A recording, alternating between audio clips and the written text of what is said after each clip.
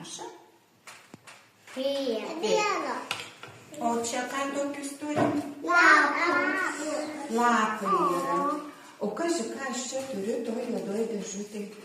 Nežinau. Nu, pažiūrėkite, ką jums panašu? Popierius.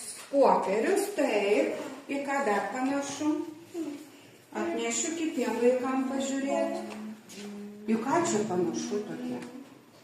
Va, į ką čia panašu? Ką čia? Į ką tau panašu, Aurora? Į popierių. Į popierių. Nu, popierius tai taip, bet ką dar tokiais mačius? O gal į kokį slieką panašu? O į kirmelę panašu?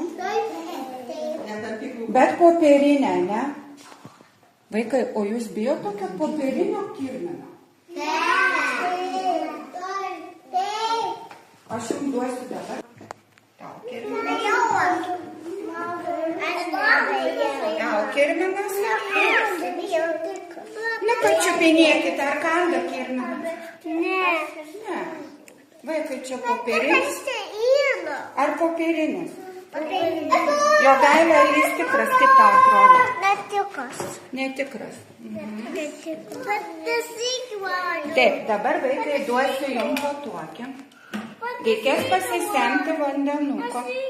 Gretutė biški reikia palaukti. Gerai. Imk tu. Tau. Va, turiu tik 5. Paskui kiti vaikai darysi bandymą. Gerai. Taip. Reikės jums dabar kišti čia tą pipetę, pasisemti vandenuko. Ir taip po lašiuką lašykite ant kirmino. Duokit kirminui atsigerti. Gerai. Lašimkit ant kirminuko. Po lašiuką nespausti. Va taip, kapšt. Ką daro kirminas?